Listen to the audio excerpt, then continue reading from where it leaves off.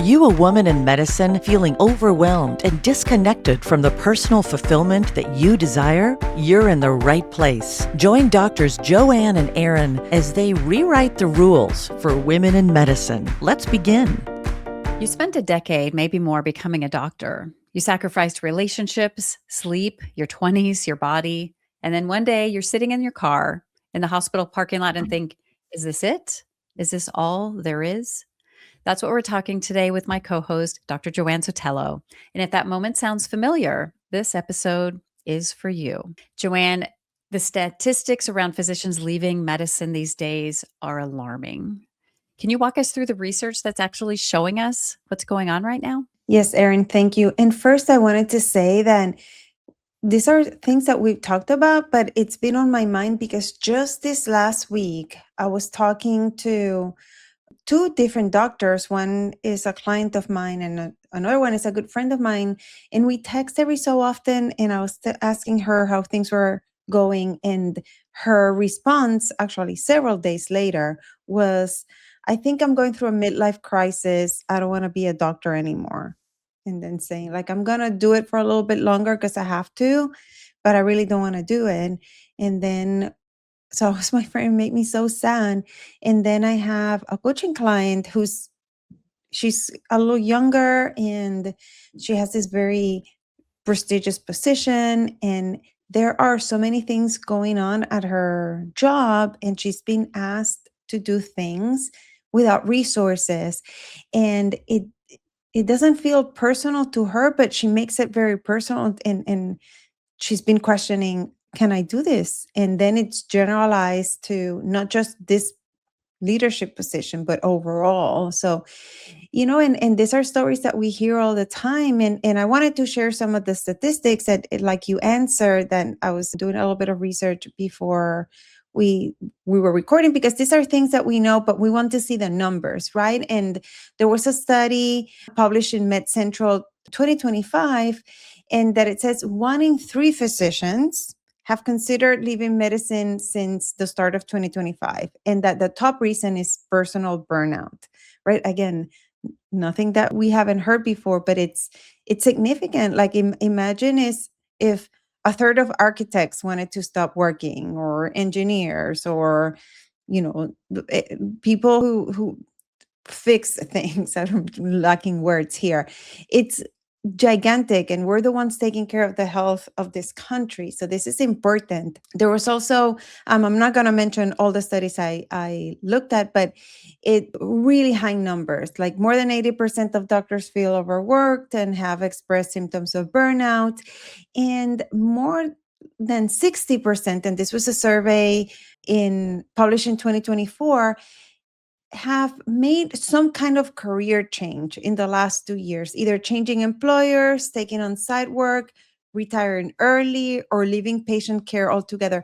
And this is necessarily not a bad thing if it's what you need to do to take care of yourself, but it's when it's happening because we don't have the tools, or it's, again, this burnout, or you still love what you do, but you feel like the environment doesn't allow you to take care of the patients the way you want to take care of them.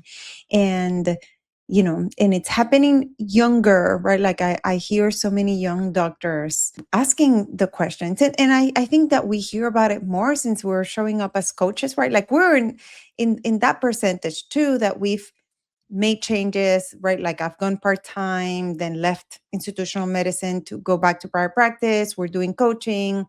You've retired and you're doing more of the coaching now. So, right, like, and it's not necessarily a bad thing, but I think that we get people talking to us more often because we have been through some of those transitions.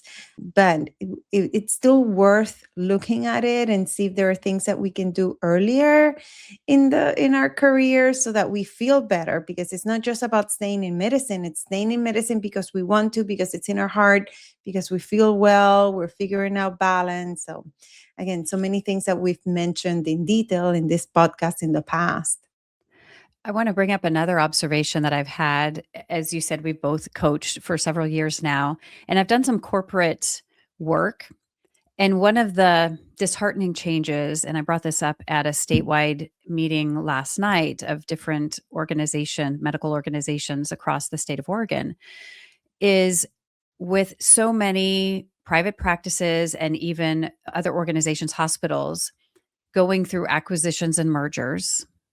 What I see happening is even in those institutions that are saying, you know what, we need to do something about this. We need to pour into the wellness. We need to pour into the sustainability, which is not a common enough trend as burned out as medicine is these days.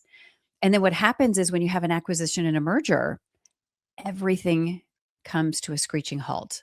Any momentum that they've made for putting programs in now has to be vetted by this other organization, or it has to wait. There's so many competing interests that there's no thought to any of the prevention or sustainability things that you need for your team. And then it's just one more barrier to implementing. And as it seems like this wheel that's speeding up faster and faster. And as you say, people, maybe if they're not leaving medicine altogether, they're switching where they're working at. And people aren't staying at the same career for 20, 30, 40 years like they used to.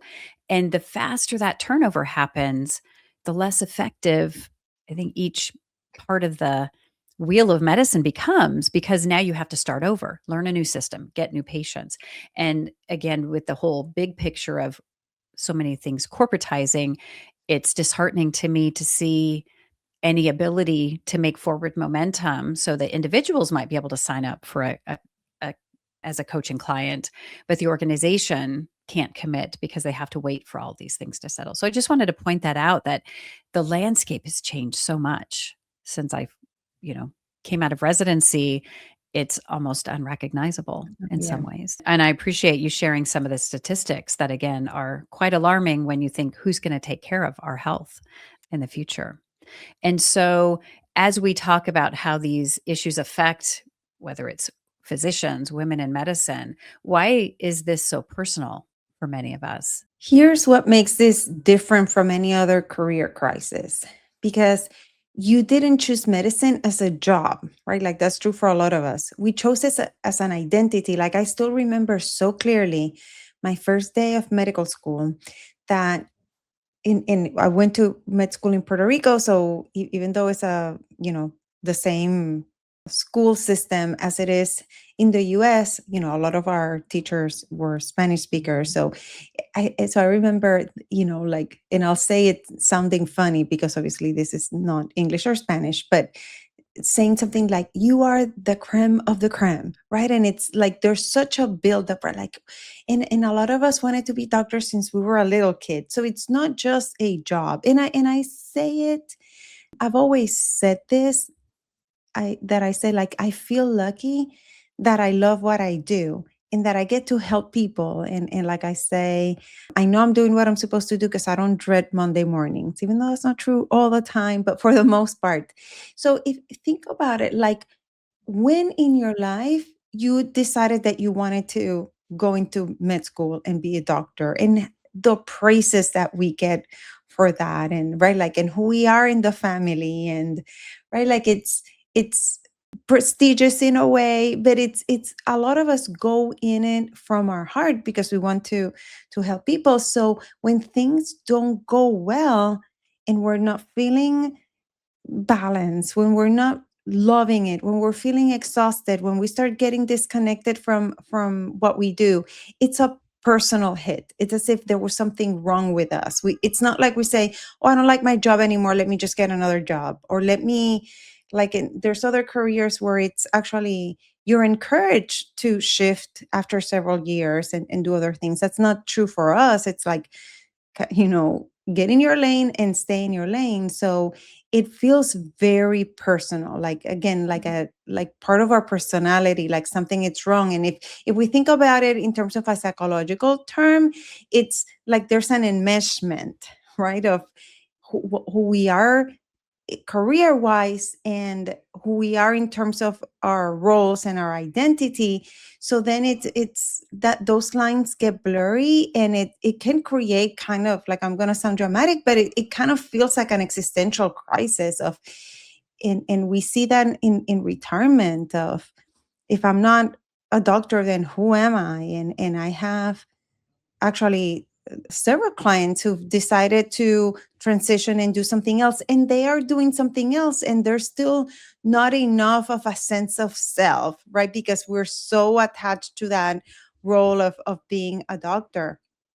And then we can even think about it in what's going on in your brain. With that, what I was saying before, right? Like that kind of big term that, and it's, again, it sounds very big, but it's that moral injury that we've heard before, where it's like there's things that you can do, but you can't because you don't have the resources, which is different from burnout. And that's all, again, that's all affecting our wiring in our brain. Makes us feel like we're not doing what we're supposed to do. And it can create kind of like this identity crisis where it affects your nervous system as well. So it's like feeling misaligned in so many areas. And you talk about so many powerful words, that enmeshment, that being a physician is our identity. And I think another layer to that is the financial piece, because most physicians, even though they may go into medicine with significant medical school or education debt, they are well compensated. And so there's also, what about the financial piece and feeling like those golden handcuffs? And what else could I do where I could get paid well enough in order to not work? Or could I go part-time and not work full-time?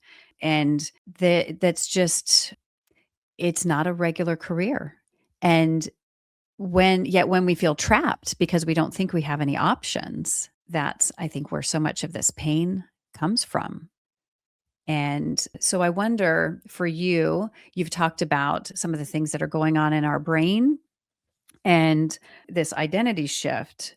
If you can kind of help us better understand what's actually happening and how someone might understand how they're being affected. Yes, and I like to think about it kind of like in any other big transition, as if there's stages going on. And right, and I'll have catchy words, but think about it in terms of when you've had times in your life that you know that there's a change or something going on, and how because again, thinking about it like this is a big part of your identity. It's not like you one day, like you were saying, like you're thinking you're in the parking lot, having a bad day, and then you're like, I'm just going to leave my job, because again, it'll feel like a part of you is not going to be there. But there's stages of it, right? So we can think of the first one as being like the whisper, right? It's like you have like this thoughts that go through your mind, like, is this sustainable? Do I still love this? What am I doing this for? And some of it can be appropriate, because we all have days that are harder, or we have times when we're seasons in our lives when we're more tired. But it's worth looking at it and then saying, is this because there's something not typical going on, or is this something that's staying with me? Because then the next stage, it's more about numbing, right? Like stage 2, think about it like numbing, where you stop feeling things. And this is also the start of burnout, right? Like it's not always about that obvious exhaustion. Sometimes you can be very caring and you're not as enthusiastic anymore. You're not as committed. And it's not like you don't care, but there's a disconnection. And then that joy that we can feel even after we take care of a difficult case, right? Like we have that sense of accomplishment and we feel good because we're helping someone else. And that's what kind of recharges the batteries. That goes away. So it's like double bad, because we are not caring as much, and then we're missing out on what refuels the batteries. And then you just kind of start going through the motions, right? And then it's like you're present because we still show up. We don't stop, but we're not really present, right? Like in terms of our hearts and our intention, our energy. And the sad thing is that at this point, the people around you, including your patients, will start noticing, especially if you're usually more engaged. Then stage 3, which sometimes overlaps with stage 2, it's the resentment. Then that numbness becomes more like irritability. And sometimes these two can switch. Sometimes we get the irritability before the numbness. That's, especially if you're a more emotional person. But then you just are bothered by everything. Like you don't want people coming to you, like you want to just shut yourself in your office. If there's like one more set of paperwork to do, your brain wants to explode. And because we're caring and we're heart-centered, that shame spiral begins, and we start feeling guilty because we feel resentful. So again, we start internalizing a lot of this as part of our identity. We don't externalize it as just the job, which I think it's key. And we see it more in women in medicine, actually. Like, again, this is something that we see in the research. Then stage 4, right? Like this is where the alarms come off. This is the crisis. Something bad happens, right? So it could be like a really bad argument, a bad case, you get in trouble at work, you might be getting in trouble at home, right? And then that kind of parking lot moment of thinking, is this it? Then feels more as like things collapsing. And then like you're like saying, right, like the sense of desperation, like I need a change. And then hopefully, right, like at stage 5, and this is where Erin and I will, keep on sending the same message. You can definitely talk about this in any of the stages, but definitely if you're getting to where you're feeling it all the time, right? Like coaching can be so instrumental, because again, it's not just about making a decision about the job, it's dealing with the identity shift that happens. So the stage 5 will hopefully be kind of the reinvention, right? Like it's where you start, even if you're in the middle of the crisis, you've had enough of a pause and stepping backwards to look at the bigger picture, where you can start asking the bigger questions of who am I outside of the white coat? What do I actually want? Right? Like, how can I design my life and define success in my terms? And these are big questions that, right, like Erin and I have talked about in this podcast. And then from there, we create change. Not that we snap our fingers and it's all done and great, but this is really where we need to listen to all of this, to ask these bigger questions with a lot of self-compassion, knowing that there's nothing wrong with you, there's nothing broken that needs to be fixed. We just need to ask the questions based on what's important to us in this season, particular time of our lives. I love that clarity you give to those different stages and how they might kind of interact and blur edges. And the two things I'm thinking about, Joanne, one is, what can we do about it? The other piece is, what do we typically do?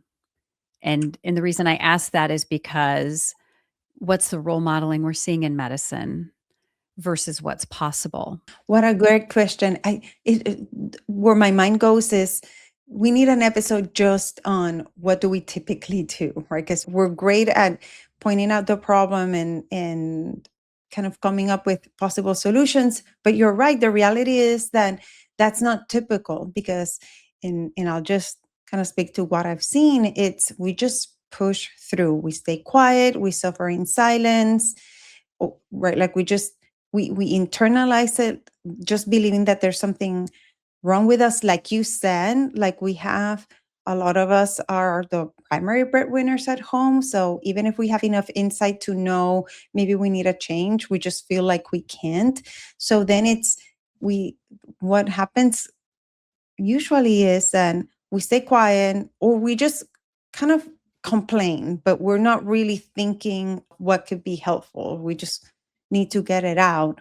Or we expect something big and anticipate that they're just going to say no, so we don't try, right? Like that's learned helplessness that we've talked about, and which is why Erin and I are in this podcast, and we keep on coming back with the message, because there are things that we can do. We're not saying that it's easy, but there are things that we can definitely do. And then the first one is what we always talk about. We need the awareness. We need to know in which stage you're in. And it could be that you pretty good, and every now and then you're like, oh, this job is so difficult, but then you go back to, I like it, which, right, like it's great.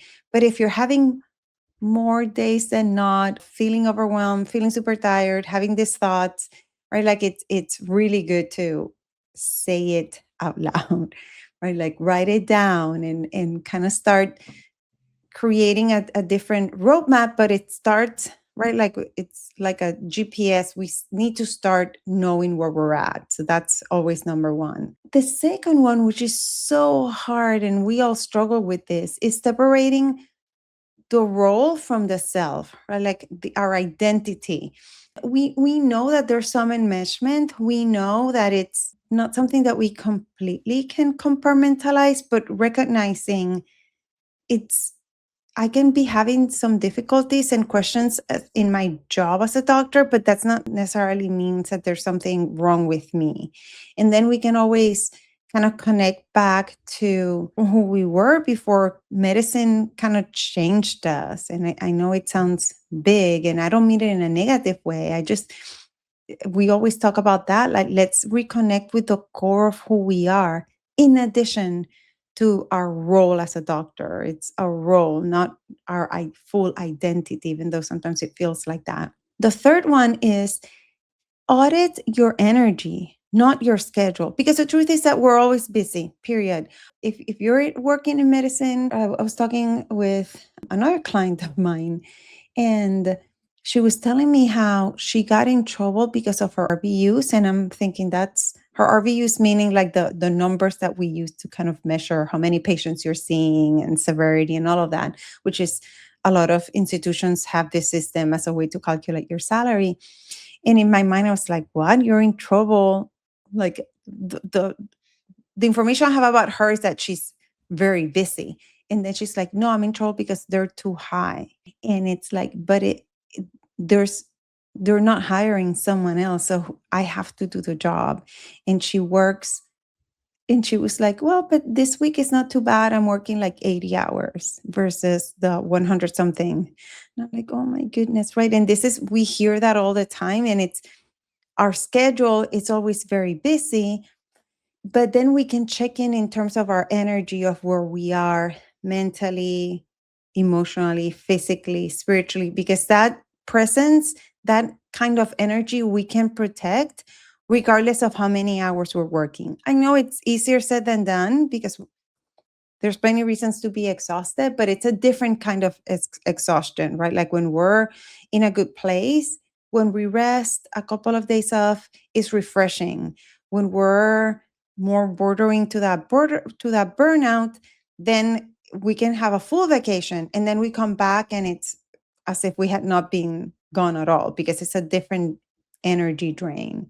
So that's very important. And it's great to do it with someone else, to have someone else help you in this auditing of your energy and presence. Another thing that we can do is reconnect with your original why you wanted to be a doctor. And it's not necessarily that it has to be all like, oh, I love medicine, I just want to help people, but rather to remember what's important, and that to give yourself permission that it can look different now, right? If you had asked me even several years ago, I would have said, I am going to retire in this place that I was working, because things were pretty good. I like my team. I was like, they're going to have to like push me out in a wheelchair. That's how committed I was. And then things changed. And then I started envisioning a different way that I could practice, a different way that I could show up for my patients and for myself, which is why I made the decision to go back to private practice. And by the way, it's a decision that took me several years, right? Like Erin knows that better than anyone else. She helped me through all the things until I decided. And that's, another very important thing is find your people, have your tribe, the people that you can be very honest with, that are going to help you see things through a different lens. I think that's right. Like you can do that with a friend, a colleague, but that's also one of the powerful things in coaching, that you have someone else helping you gain a different kind of perspective. So things that Erin and I talk a lot so much of, like the power of connection, community, getting a coach, right? Or if it's something that's a little bit more psychological and you need to see a psychotherapist or a psychiatrist, right? Like without judgment. It's so important. And again, and I think the last thing here is redefine your success in your terms and give yourself permission to think of different possibilities and different ways to show up for yourself, tapping into who you want to be in this season of your life. So many powerful pieces in that, Joanne. And what I want to point out, because I know the behind the scenes for you and I, we've experienced a lot of life together over these last several years. And you shared that it took you years to decide on that pivot in your career. And I know how much you were also pouring into yourself, the expertise that you paid for, whether it was getting your own coaching, becoming a coach, which also I think helps us coach ourselves, masterminds, different conferences in different areas, and even and then building your tribe of people to support you. And what I contrast that to is what I see as so common. One of the common things I hear from somebody is, once I get my life back together a little bit, then I'll reach out and see if there's something you can help me with. And I'm like, oh, when it's so messy, that's exactly when we need our people. And yet the normal reaction I see for physicians and women in medicine is, let me figure this out myself. And as I've shared so many times before, when you have math of one person, one number, you can't do any helpful math like multiplication, exponential growth. So I just want to point out, it took you a while and you tapped into so many resources, and I'm so proud of you. And I feel like that helped you get to the decision that you needed to make for you. It wasn't somebody else making that decision for you, which is Yes. much different than feeling trapped or like, there's nothing else I can do. I have to either stay or go. And what you just said, I think it's also part of the answer to the question you asked me of what we normally do is we believe that we can figure it out ourselves. And sometimes we say, like, I help people through this. I should just be stronger and know better, and or we're just waiting for that break when things get a little bit easier to finally get help. Yes, I do hear that a lot. Thanks for bringing that up. Yeah. And I also want to highlight, when you talk about the environment you were in for so many years, over a decade, almost 2 decades, and that was where you belonged until it changed so much. The environment no longer suited your needs. And because you were so in tune to yourself, that awareness helped you say, oh, maybe I need to look at what other possibilities there are and create those. And now creating the environment that is relevant to you today, not to what was relevant maybe 5 or 10 years ago. So such a beautiful story of transition and how you can work through and create change that suits you better. So thank you so much for sharing that, both, how it relates to your personal life as well as how our listener can take that and say, oh, what's possible for me if I'm going through some of these areas with these identity shifts and or maybe moral injury, and what can I do? And with that, any last pieces of wisdom you'd like to share with our listener on this topic, Joanne? Yes, I think that a good thought to have here is the question doesn't need to necessarily be that black and white, or should I stay in medicine or leave, but rather ask the question of who do you want to become in this process, again, in this time of your life? And how do you want to feel while you're doing it? And really giving yourself permission to stay honest, to look inside and let that answer come to you. So powerful, and tapping into that, not only what are we thinking, but how we want to feel. Thank you for that reminder, Joanne. And with that, if you found this episode helpful, if you know someone in medicine that might also find it helpful, we would love for you to share this podcast with someone you know that might benefit. And that also helps us get in front of more listeners who might benefit. And with that, we'd love for you also to stay tuned, because our next episode is coming right up. Do you want exclusive resources and the opportunity to connect with us? Then visit createmeaninginmedicine.com now, where you'll dive deeper into how you can create meaning in medicine. And if you're serious about optimizing your results, take 2 quick steps now. Connect with us on the website and tune in to the next episode.